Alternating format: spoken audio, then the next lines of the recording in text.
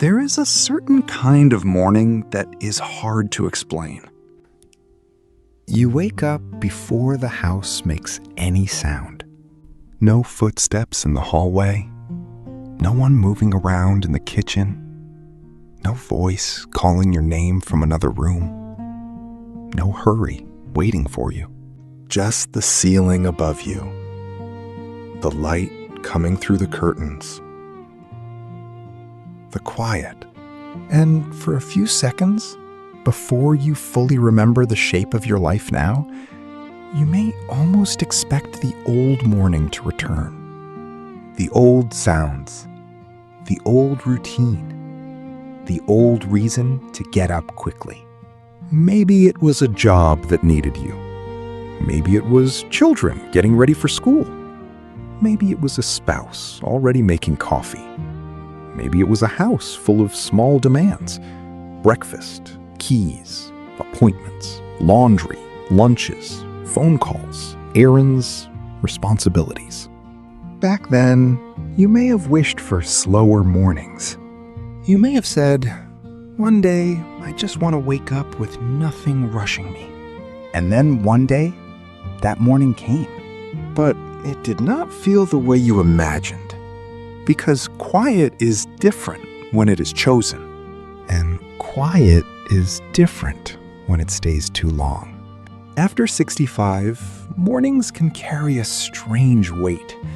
Not every morning, not always, but some mornings seem to ask a question you do not quite want to answer. What is this day for? You may sit at the edge of the bed longer than you used to. You may reach for your phone and see no new messages. You may walk into the kitchen and notice how loud the refrigerator sounds when nothing else is moving. You may make 1 cup of coffee instead of 2. You may look at the chair across the table and remember when someone used to sit there. Or maybe there is no chair, no dramatic scene, no photograph that stops you in your tracks. Maybe it is simply the plainness of the morning. The same mug, the same window, the same calendar, the same question.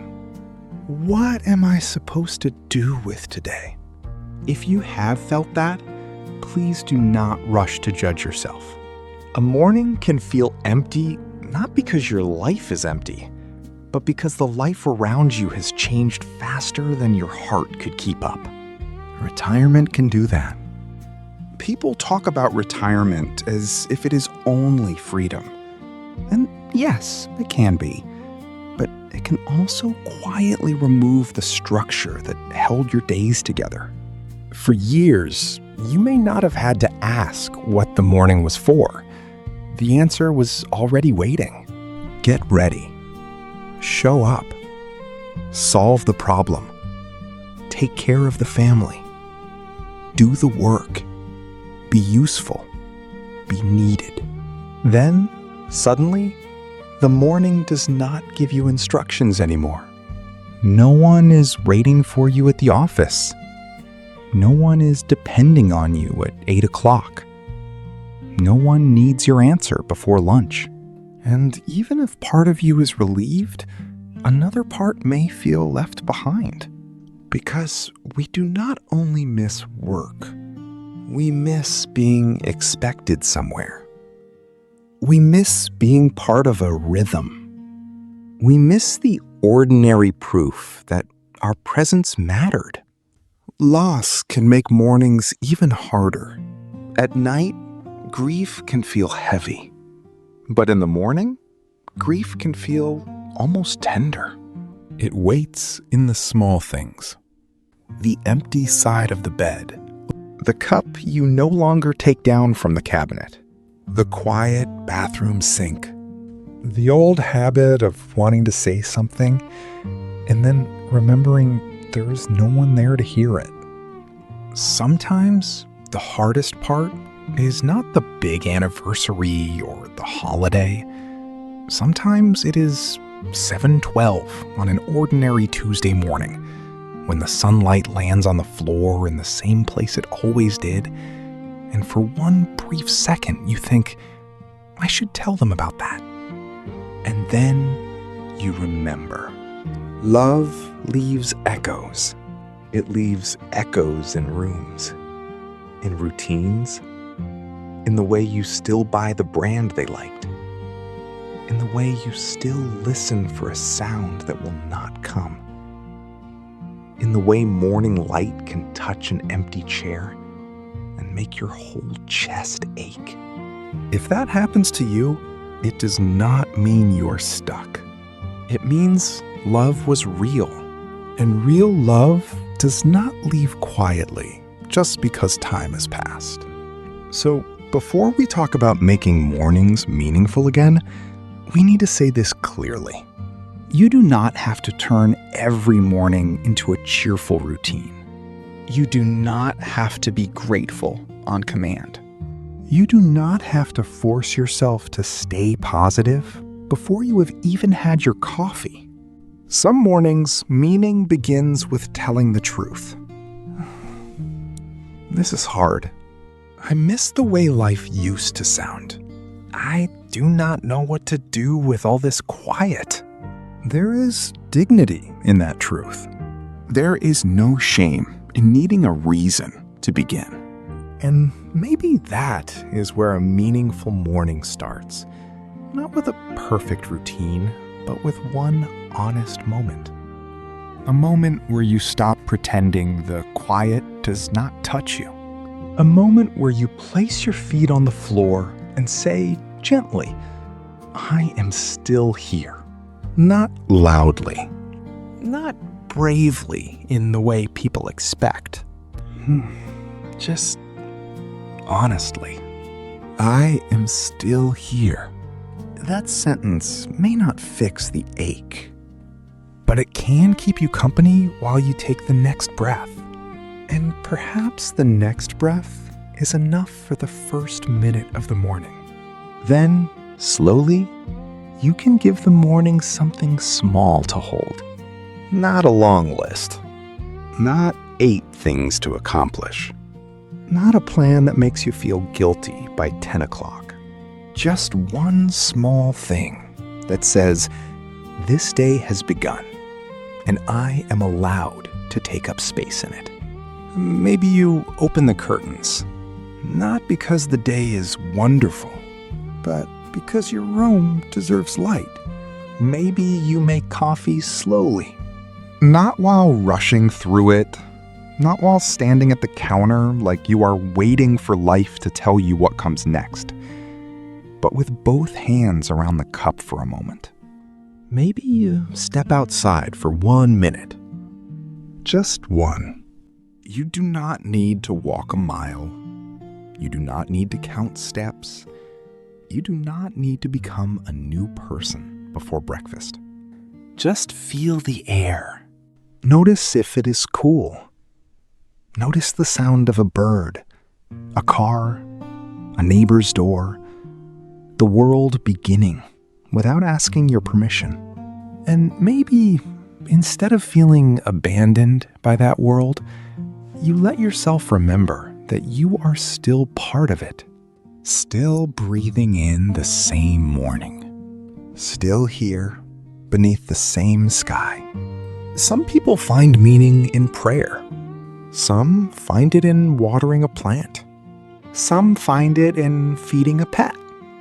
Some find it in reading one page, making the bed, stretching tired hands, or writing one sentence in a notebook.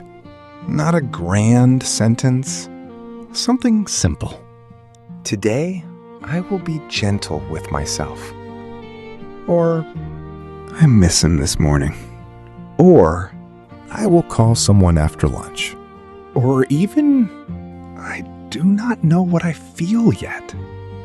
That is allowed too. A meaningful morning does not always announce itself as meaningful. Sometimes it looks very ordinary from the outside. A curtain opened, a kettle warmed, a pill taken, a plant watered, a name spoken softly, a body cared for, a heart not abandoned. And if you live alone, it can be easy to think these things do not count because no one sees them. But they do count. The care you give yourself when no one is watching still matters. The room you make kind for yourself still matters. The breakfast you prepare for one person still matters. You are not less worthy of care because there is no audience. You are not less alive because the house is quiet. One of the quietest pains after 65 is the feeling that your life no longer sends ripples outward. No one asks what you think as often. No one needs your help in the same way. Your advice may not be requested. Your stories may not be heard as often. Your calendar may not prove your importance the way it once did. But meaning is not only found in being needed loudly. Sometimes meaning returns when you choose one small way to be connected. Not a dramatic call, not a painful conversation where you explain years of loneliness all at once.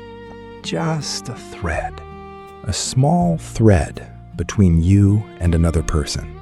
You might send a message in the morning that says, you might just feel content. Good morning. I hope today is kind to you. Or, I saw the light coming through the window and thought of you. Or, no need to reply right away. I just wanted to send a little hello. That kind of message does not beg. It does not blame. It simply places warmth into the world. And some mornings, placing warmth into the world is enough meaning for one day. You may not get an answer right away. That can hurt. Let us not pretend it does not. When you already feel forgotten, a silent phone can feel like confirmation. But one unanswered message is not the full story of your worth. People are distracted. People are busy. People are carrying things you may not see. And sometimes, people do not understand that a small message from you was also a small act of courage. So, send warmth without handing your whole heart to the reply. Let the act itself count. You reached out. You stayed human. You did not let the quiet have the final word. That matters. There is another way mornings can become meaningful again. You can choose one useful thing. Not because your worth depends on productivity. It does not. You are not valuable only when you are useful. But many people after 65 miss having a place for their love to go. They miss doing something that matters to someone, even in a small way. So ask gently, where can my care go today? Maybe your care goes into making soup and freezing some for later. Maybe it goes into checking on a neighbor. Maybe it goes into writing down a family memory before it fades. Maybe it goes into sending a birthday card. Maybe it goes into calling someone who might be lonelier than you are. Maybe it goes into folding laundry slowly. Not as a chore, but as a way of keeping your life in order. Maybe it goes into taking your medicine, because your body has carried you for many years and still deserves your loyalty. Usefulness does not have to look impressive. Sometimes it is quiet. Sometimes it is hidden. Sometimes it is as small as keeping one little corner of the world cared for. A kitchen table, a garden pot, a friendship, a memory, a body, a prayer, a promise to try again tomorrow. If the morning feels especially heavy because someone is missing, you might give that love a place too. You might say their name out loud. You might touch their photograph. You might make the breakfast they used to like, even if only once in a while. You might sit for a moment and let yourself remember without rushing away. Grief does not always need to be pushed aside so the day can begin. Sometimes grief needs to be invited to sit with you for a few minutes, like an old guest who still belongs to your life, but no longer gets to own the whole house. You can say, I miss you this morning. And then, after a while, I am going to carry you with me into the day. That is not moving on. That is moving with. There is a difference. Moving on can sound like leaving love behind. Moving with means love becomes part of how you keep living, part of how you make the coffee, part of how you open the curtains, part of how you speak more kindly to yourself, part of how you notice the lonely neighbor, the quiet friend, the grandchild who needs encouragement, the stranger who needs a smile. The love you gave before is not wasted. It can still move through you. It can still become tenderness. It can still become meaning. And if your mornings have felt meaningless for a long time, please be patient with yourself. You may not wake up tomorrow and feel completely renewed.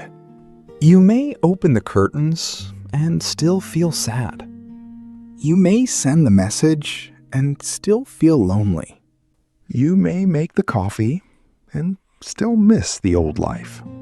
That does not mean you are doing it wrong. It means you are human. Meaning does not always arrive as a feeling. Sometimes meaning begins as a practice. You do the small thing before the feeling comes. You open the window. You wash the cup. You step outside. You speak the name. You send the message. You care for the body. You let the morning know, in some quiet way, that you are willing to meet it. And over time, very slowly, the morning may begin to feel less like an empty room and more like a doorway. The morning is a doorway. Not always into something exciting. Not always into something easy. But into one more chance to be present. One more chance to offer kindness. One more chance to notice beauty. One more chance to remember that your life is not over simply because it is quieter now. So tomorrow, when you wake up, do not ask the whole day to prove its meaning at once. That is too heavy a question for the first few minutes. Instead, ask something smaller. What is one gentle thing I can do first? Then do that. Open the curtains. Put your feet on the floor. Make the coffee. Say the name. Step into the air. Send the hello. Water the plant. Write the sentence. Care for the person you are now, not only the person you used to be. And if all you can do is sit quietly with your hand around a warm cup and whisper, I am still here, that is not nothing. That is a beginning. You are still here. After the losses, after the changes, after the job ended, after the house grew quiet, after the mornings stopped telling you who to be, you are still here. And your mornings can hold meaning again. Not because they become busy, not because they become perfect, not because the past stops aching, but because you begin to place small pieces of life back into them. Light. Warmth, memory, care, connection. usefulness, a little beauty, a little honesty, a little love that still has somewhere to go. So, tomorrow morning, begin gently. The day does not need you to be impressive. It only asks you to be present for one small moment. And from that one small moment, meaning can begin again. One quiet morning at a time. If this felt familiar, leave a small good morning in the comments. You do not have to explain your whole story. Just a good morning is enough.